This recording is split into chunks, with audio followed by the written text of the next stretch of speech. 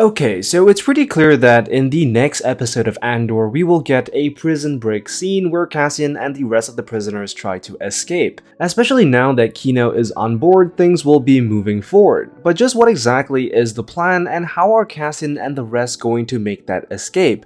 Well, in the past few episodes, we have gotten hints to it, and a major imperial security flaw that Cassian will probably exploit to gain his own freedom.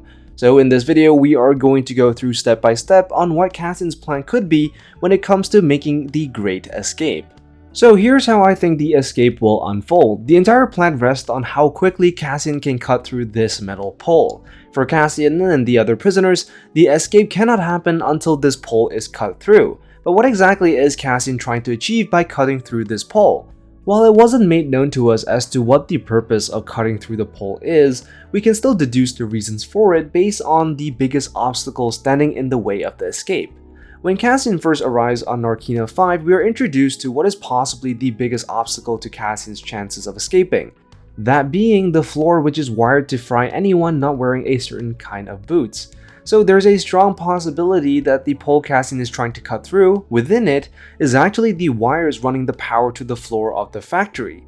And so by being able to cut through the pole and in turn the wires, Cassian will be able to sever the connection between the factory floor and the power source so that when things do kick off, the Imperials won't be able to immediately fry them. And the entire plan rests on this possibility, as triggering the floor doesn't take a lot of time or effort for the Imperials. We can assume that most of them will probably have some sort of handheld device which would allow the individual Imperials to trigger the floor at any given moment, something which we saw in Cassian's introduction to the prison. So by severing the power source, the prisoners will be safe to cause trouble on the factory floor. The next part of the plan was hinted at in the last episode, and it has everything to do with the lift and the platform connected to it. Because these two pieces aren't connected to the factory floor, Cassian was initially unsure if the plan would work, as if these two platforms were also wired to fry them, then severing the power source for the factory floor wouldn't exactly get them very far.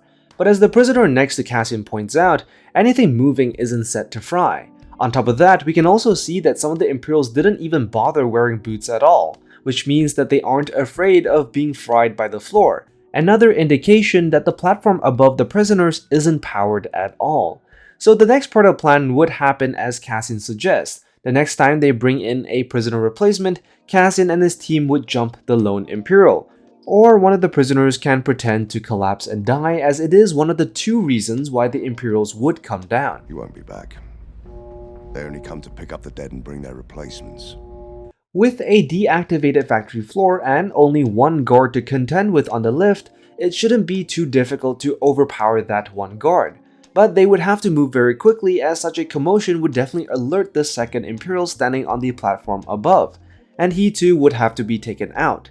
It would all have to be done pretty rapidly, but the complacency of the guards and the over-reliance on the floor themselves should buy the prisoners enough time to make a break. But the next step would be pretty tricky. Once you step outside the door connecting the factory to the rest of the building, there is another floor there that could very well fry you as well. So what the prisoners will have to do is to use the one pair of boots that they have from the guard by the lift to walk safely on the upper deck. If this part of the plan is successful, then Cassian will have to be able to contend with the guards above to make sure he keeps the door open by taking control of the sub-control room that we were shown in this earlier episode. And this sub-control room will provide him immediate control over his surroundings, likely being able to override nearby doors and possibly deactivate the surrounding floor. Once this is achieved, the rack of boots nearby should be enough to provide a select few other prisoners to walk around the prison safely. And this was something shown to us in an earlier episode as Cassian is being led to the factory floor, something that Cassian also takes note of. But the next part of the plan actually gets even more difficult. The ability to use the sub-control room is actually contingent on a main control room giving this subsection the overriding control, which in the moment of introducing a new prisoner would be possible. New man ready on 5-2D, requesting unit override. Copy that, coming up. However, that same permission can also be revoked, making it a bit more difficult for the prisoners to get around. Which means that Cassian will either have to make sure that the main control room isn't tipped off by what is happening, or find a way to the main control room to permanently deactivate the floors of the entire prison and unlock all the doors which might prevent their escape. Being able to access the main control room would also allow Cassian to better understand the layout of the prison and chart an escape, something which hasn't really been discussed at all in the last few episodes. But the sub-control room should be able to provide them some directions as to where the main control room is located.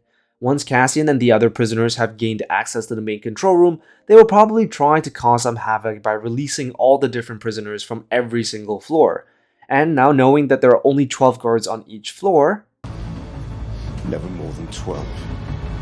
overpowering the guards who no longer have access to the floor should be pretty easy. And the fact that the Imperials have no cameras or listening devices anywhere in the prison, as Cassian points out, all they need to do is turn this floor on twice a day and keep their numbers rolling. Why bother listening to us? will work to the advantage of the prisoners, as word will spread much slower to the Imperials. The next part of the escape plan is honestly a bit of a mystery, because we have absolutely no idea how the prisoners are going to escape the facility surrounded by water or to even get off-world. Narquina 5 isn't exactly a commercial hub, so getting a ride out will probably be quite difficult. And based on the long shots of the base, we haven't really been able to see any ships that the prisoners could use to make their escape, except for the carriers used by the Empire. But those don't seem to stick around long enough for Cassian to make his escape. And time will be super short for the prisoners. Even though the number of guards are pretty low, I'm sure that the prison has to make frequent reports to a bigger Imperial force nearby.